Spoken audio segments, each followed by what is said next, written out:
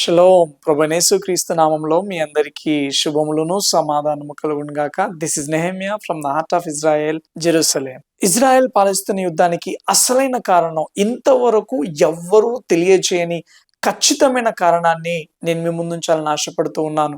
అయితే ఈ కారణం అనేది నా మాటల్లోనో, ఒక క్రైస్తవుడి మాటల్లోనో, ఒక పాస్టర్ మాటల్లోనో, లేదంటే ఇక్కడ ఇజ్రాయెల్లో ఉండే ఒక యూదుని మాటల్లోనో నేను తెలియచేయటం లేదు, కానీ ఒక ముస్లిం వ్యక్తి మాటల్లో, ప్రపంచ ప్రఖ్యాతి చెందిన ఒక ఇమాం మాటల్లో నేను మీకు తెలియజేయాలని ఆశపడుతూ ఉన్నాను. ఆ ఇమాం గారు చాలా ఖచ్చితంగా ఉన్నది ఉన్నట్టుగా ధైర్యంగా అసలైన కారణాన్ని తెలియజేయడం జరిగింది. అదేంటో మనం ఈ వీడియోలో చూడబోతూ ఉన్నాం. దానికంటే ముందుగా నేను కొన్ని ప్రాముఖ్యమైన అంశాలను మీ ముందుంచాలని ఆశపడుతూ ఉన్నాను. ఇజ్రాయెల్ కి వ్యతిరేకంగా ప్రాపగండా క్రియేట్ చేయడానికి, ఇజ్రాయెల్ కి వ్యతిరేకమైన ఆ యొక్క వార్తలను ప్రచురము చేయడానికి ప్రపంచ మీడియా సంస్థలైన సిఎన్ఎన్ మరియు బీబీసీ సంస్థలు కొన్ని లక్షల డాలర్లు వెచ్చించి ఇజ్రాయెల్ కు వ్యతిరేకంగా ప్రాపగండాను స్ప్రెడ్ చేస్తూ ఉన్నారు. రీసెంట్ గా బీబీసీ మీడియా సంస్థ వారు గాజాలోకి వెళ్లి అక్కడ డాక్యుమెంటరీ చేయడం జరిగింది. ఆ డాక్యుమెంటరీ చేసిన విధానము, వాళ్ళు ఏ రకంగా చేశారు, ఎవరిని అప్రోచ్ అయ్యారు, సో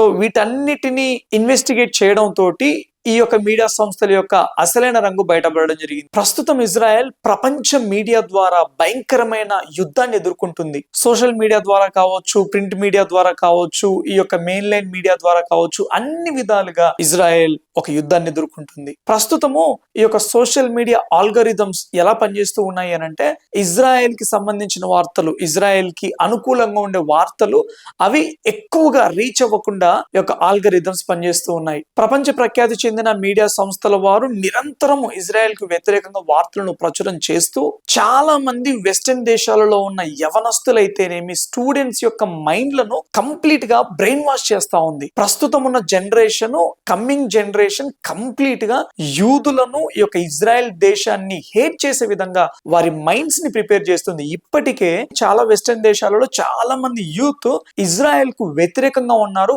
హమాస్ కి సపోర్ట్ గా ఉన్నారు. అంతెందుకు చాలా మీడియా ఛానల్లో అయితేనేమి, ఈవెన్ మన తెలుగు న్యూస్ ఛానల్లో అయితేనేమి, ఈ యొక్క ఇజ్రాయెల్ గాజాలో ఉన్న ప్రజలను భయంకరంగా హింసిస్తా ఉంది, వారికి ఆహారం అందకుండా వారిని హింసిస్తా ఉంది, సరి అయిన ట్రీట్మెంట్ వారికి అందకుండా ఇజ్రాయెల్ దేశం అడ్డుకుంటా ఉంటుంది అన్న వార్తలను మీరు ఇప్పటికే విని ఉంటారు. ఈ వార్తలను వింటా ఉంటుంటే క్రైస్తవులకి చాలా బాధ అనిపిస్తూ ఉంటుంటది. ఇంకా అన్యులకు ఎలా ఉంటది? వారు ఇజ్రాయెల్ కి వ్యతిరేకంగా ఎంత ఉద్వేగానికి లోనవుతారు. కానీ అసలు నిజమేంటో తెలుసా? ఇప్పటి వరకు ఇజ్రాయెల్ 1 మిలియన్ టన్స్ ఆహారాన్ని గాజాలోకి పంపింది. 10 లక్షల టన్నుల ఆహారము మరియు మెడిసిన్స్, ఇతర అత్యవసర సామాగ్రి ఇజ్రాయెల్ పంపించింది గాజాలో. గాజాలో ఉన్నంత ఆహారం ఇప్పుడు ఎక్కడ లేదు. మరి అంత ఆహారం ఉంటే ప్రజలు ఎందుకు ఇబ్బంది పడతా ఉంటున్నారు అని మీరు అనుకోవచ్చు. ఆ ఆహారాన్ని మొత్తము హమాస్ స్వాధీనం చేసుకొని వారి కంట్రోల్లో పెట్టుకుంది. కావాలనే పాలస్తీనా ప్రజలకు సరిపోయిన ఆహారాన్ని హమాస్ సరఫరా చేయట్లేదు. ఎందుకు అని అంటే, ఆ పాలస్తీనా ప్రజలకు ఇంకా ఇజ్రాయెల్ దేశం మీద వ్యతిరేకత రావాలి, వాళ్ళు ఇంకా రెచ్చగొట్టబడాలి అన్న ఉద్దేశంతో. అంతెందుకు రీసెంట్ గా కొంతమందిని హమాస్ గాజా నడివీధుల్లో కాల్చి చంపడం జరిగింది. ఎవరిని? పాలస్తీనా ప్రజల్ని. ఎందుకు పాలస్తీనా ప్రజల్ని కాల్చి చంపారు అని అంటే, వారు ఈ యొక్క హమాస్ స్వాధీనంలో ఉన్న ఆహారాన్ని దొంగలించడానికి ప్రయత్నం చేశారు. ఆ రకంగా ఆహారాన్ని దొంగలించడానికి ప్రయత్నం చేసిన తన సొంత ప్రజలనే హమాస్ కాల్చి చంపింది. ఈ వార్త మీరు ఎక్కడైనా విన్నారా? ఏ మీడియా వాళ్ళైనా కానీ ఈ వార్తను ప్రచురం చేశారా? కానీ ఇప్పుడు మాత్రం ఇజ్రాయెల్ ఆ యొక్క సహాయక చర్యలను నిలిపివేసింది. ఎందుకు అనంటే, హమాస్ వాళ్ళు ఆ యొక్క సీజ్ ఫైర్ ని కంప్లీట్ గా ఆపివేసి దాన్ని క్యాన్సిల్ చేసి యుద్ధాన్ని సిద్ధమవుతా ఉంటున్నారు. కాబట్టి ఈ పరిస్థితుల్లో ఆ యొక్క హమాస్ మీద ఇంకా ప్రెషర్ పెంచి బందీలందరినీ విడిపించుకోవడానికి సహాయక చర్యలను ఇజ్రాయెల్ నిలిపివేసింది. కానీ ఈ యొక్క ఇంటర్నేషనల్ మీడియా ఎలా ప్రొజెక్ట్ చేస్తుంది? సహాయక చర్యలు నిలిపివేసిన ఇజ్రాయెల్ గాజా ప్రజలను తీవ్ర ఇబ్బందులకు గురి చేస్తున్న ఇజ్రాయెల్ అని ప్రొజెక్ట్ చేస్తా ఉంది. కానీ హమాస్ చేతిలో బందీలుగా ఉన్న వారి గురించి, భయంకరమైన టార్చర్ అనుభవిస్తున్న వారి గురించి ఎవరు మాట్లాడట్లేరు. అంత్యకాలంలో లాలెస్నెస్ భయంకరంగా వ్యాప్తి చెందిద్దంట.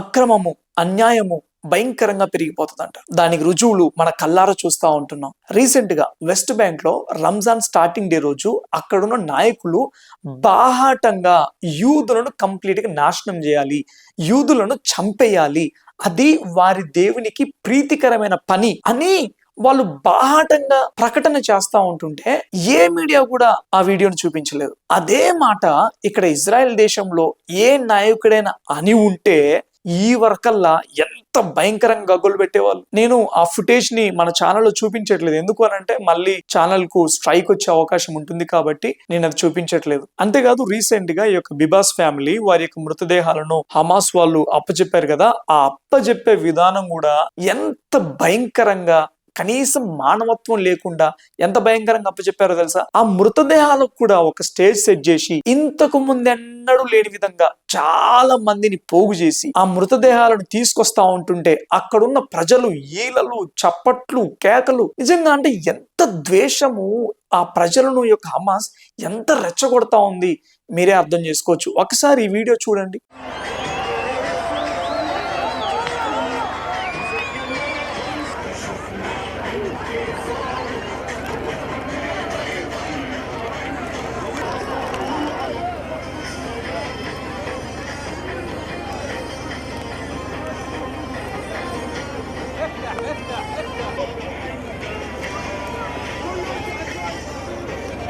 ఆ మృతదేహాలను అప్పజెప్పే కార్యక్రమాన్ని కూడా ఒక సంబరంగా చేసుకుంటా ఉంటున్నారు. సో సోషల్ మీడియాలో కూడా ఇజ్రాయెల్ కు అనుకూలంగా నిజాలు ఉన్నదున్నట్టుగా చెప్పే వీడియోలనైతేనేమి, ఆ పోస్టులనైతేనేమి ఈ యొక్క ఆల్గారిథమ్స్ ద్వారా అడ్డుకునే ప్రయత్నాలు జరుగుతున్న ఈ పరిస్థితుల్లో దయచేసి ఈ వీడియో చూస్తున్న మీరు తప్పకుండా ఒక లైక్ చేయండి, కామెంట్ చేయండి. ఎందుకు అనంటే మీరు లైక్ చేసి కామెంట్ చేస్తూ ఉన్నప్పుడు ఈ యొక్క వీడియో ఇంకా పుష్ చేయబడుతుంది. అనేకులు, ముఖ్యంగా మన క్రైస్తవులైనా గానీ ఉన్నదున్నట్టుగా సత్యాన్ని తెలుసుకోవడానికి అవకాశం ఉండిద్ది. సో మన మెయిన్ వీడియోలోకి వచ్చినట్లయితే ఈ యొక్క ఇమాం పేరు ఇమాం తౌహీదీ అని అంటారు. ఈయన ఆస్ట్రేలియాకు చెందిన ప్రపంచ ప్రఖ్యాతిగాంచిన ఒక ఇమాం. ఇతను ఎంత ధైర్యంగా అసలు ఇజ్రాయెల్ కి పాలస్తీనాకి మధ్య ఉన్న ఆ యుద్ధాన్ని చాలా చక్కగా వివరించడం జరిగింది. ఆయన ఇంగ్లీష్ లో చెప్పాడు, నేను దాన్ని తెలుగులోకి ట్రాన్స్లేట్ చేస్తాను. తప్పకుండా చూడండి లాస్ట్ వరకు. అనేకులు నిజాన్ని తెలుసుకోవడానికి ఈ వీడియోను తప్పకుండా షేర్ చేయవలసిందిగా మనవి చేస్తూ ఉన్నాను. Let's play the video. This battle, conflict, this war is not a war ఈ of సంగ్రామము, feelings. ఈ యుద్ధము భావోద్వేగాలకు సంబంధించింది కాదు. I don't know how the rest of the world sees it, but it's a conflict for ఈ యుద్ధాన్ని existence. మిగతా ప్రపంచం ఎలా చూస్తుందో నాకు తెలియదు, కానీ నిజాలు మాట్లాడుకున్నట్లయితే ఈ యుద్ధము అస్తిత్వానికి సంబంధించింది, భావోద్వేగాలకు సంబంధించింది కాదు. నీవేమనుకుంటున్నావు, నేనేమనుకుంటున్నాను అన్నదానికి సంబంధించింది కాదు, కానీ అస్తిత్వానికి సంబంధించింది. The problem that Palestine has, the Palestinians have with Israel is not about borders.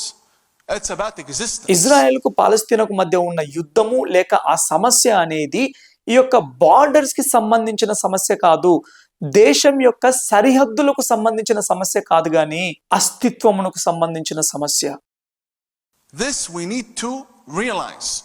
If Israel was a Christian state, if it was a communist state, if it was any other state other than a Jewish state, this hatred would not be the way it is.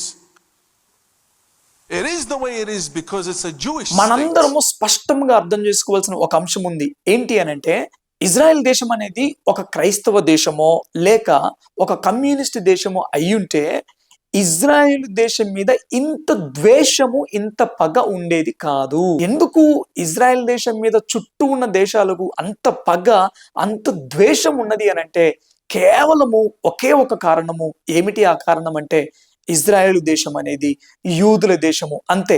ఆ యూదుల దేశం అన్న ఒక్క కారణాన్ని బట్టే ఇప్పుడు ఇంత పగ, ఇంత ద్వేషం అనేది చుట్టూ ఉన్న దేశాలలో నెలకొల్పబడి ఉన్నది. These people, you have two sides. You have the Palestinians who want to kill the Jews, and you have the Jews, the Israelis, who will not allow them to annihilate their country and to annihilate their nation. One side wants to kill, the other side will not allow them to kill their children. It's as simple as ఈ that. యుద్ధంలో రెండే sides ఉన్నాయి, రెండే గుంపులు ఉన్నారు. ఏంటి అనంటే ఒక గుంపేమో యూదులు లేకుండా కంప్లీట్ గా వారిని నాశనం చేయాలి, ఆ యూదుల దేశాన్ని, ఇజ్రాయెల్ దేశాన్ని కంప్లీట్ గా తుడిచివేయాలి అని ప్రయత్నం చేస్తున్న గుంపు ఒకవైపు, ఏది ఏమైనా కానీ తమ ప్రజలను, తమ దేశాన్ని, తమ పిల్లలను ఈ అపాయము నుండి కాపాడాలి అని ప్రయత్నం చేస్తున్న యూదుల గుంపు మరొక వైపు. ఒక గుంపేమో పాలస్తీనా గుంపు యూదులందరినీ చంపాలని చూస్తూ ఉన్నది. ఇంకో గుంపేమో యూదుల గుంపు ఆ అపాయం నుండి వారి ప్రజలను కాపాడుకోవాలని చూస్తూ ఉన్నది. As simple as that. Simple గా చెప్పాలంటే జరిగే తతంగం అంతా ఇదే అని స్పష్టంగా చెప్పడం జరిగింది. So it's not about feelings. It's about what the texts say. It's about their summer camps. It's about the amount of funding they give to the martyrs' families for going stabbing people. It's not about the feelings. It's about what the text says. ఇది ఉద్వేగాలకు సంబంధించింది కాదు గాని వారి యొక్క గ్రంథాలు ఏమి చెబుతున్నాయో దానికి సంబంధించింది.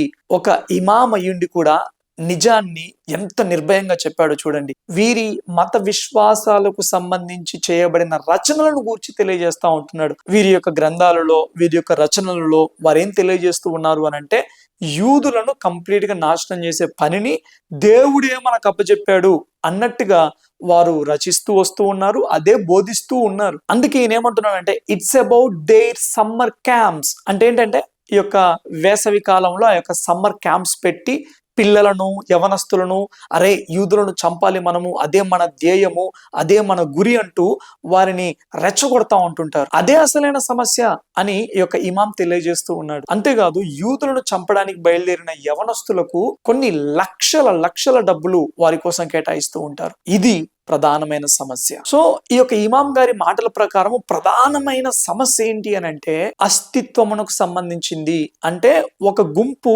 యూదులకు ఈ భూమి మీద బ్రతికే అర్హత లేదు, ఈ రోజు కాకపోతే రేపైనా వారు తప్పకుండా నాశనం అయిపోతారు, వారి నాశనము కొరకే మనం పని చేయాలి అని కంకణం కట్టుకొని అనేక అమాయక పాలస్తీనా ప్రజలను బ్రెయిన్ వాష్ చేస్తూ యూదుల మీదికి ఉసిగొల్పడమే ప్రధానమైన సమస్య. ప్రపంచ దేశాలలో కూడా చాలా వరకు వెస్టర్న్ దేశాలలో కూడా యూదులకు రక్షణ లేకుండా పోయింది. ఒకప్పుడు ఇంగ్లాండ్ దేశం అంటే యూదులకు స్వర్గధామం లాగా ఉండేది.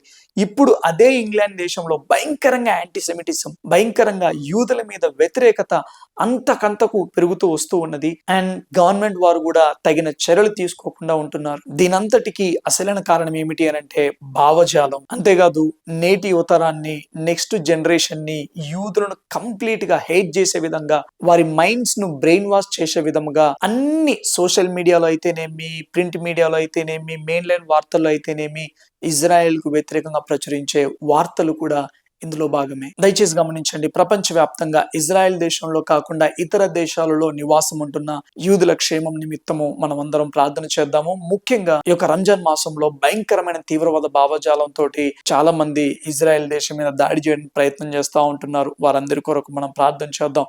అందరూ ముస్లిం సహోదరులు ఈ రకంగా ఉంటారని కాదు, చాలా మంది చాలా మంచి వారు ఉన్నారు, చాలా మంది అందరూ కలిసి ఉండాలని శాంతి కోరుకునే వారు ఉన్నారు. అవతలి వారి మతం ఏంటి అని చూడకుండా సహాయక చర్యలు చేసే చాలా మంది ముస్లిం సహోదరులు ఉన్నారు. మరి ఈ రంజాన్ మాసంలో మనం వారి కొరకు, వారి రక్షణ కొరకు కూడా మనం అందరం ప్రార్థన చేద్దాము. యెరూషలేము క్షేమం కొరకు విసుగగా మనం ప్రార్థన కంటిన్యూ చేద్దాం. దయచేసి ఈ వీడియో లైక్ చేయండి, సబ్స్క్రైబ్ చేయనట్లయితే సబ్స్క్రైబ్ చేయండి, కామెంట్ చేయండి. మీ యొక్క తోటి క్రైస్తవులు ప్రార్థన చేయడానికి ఈ వీడియో వారికి షేర్ చేయవలసిందిగా ప్రభు నామంలో మనవి చేస్తా ఉంటున్నాను. Thank you all. God bless you.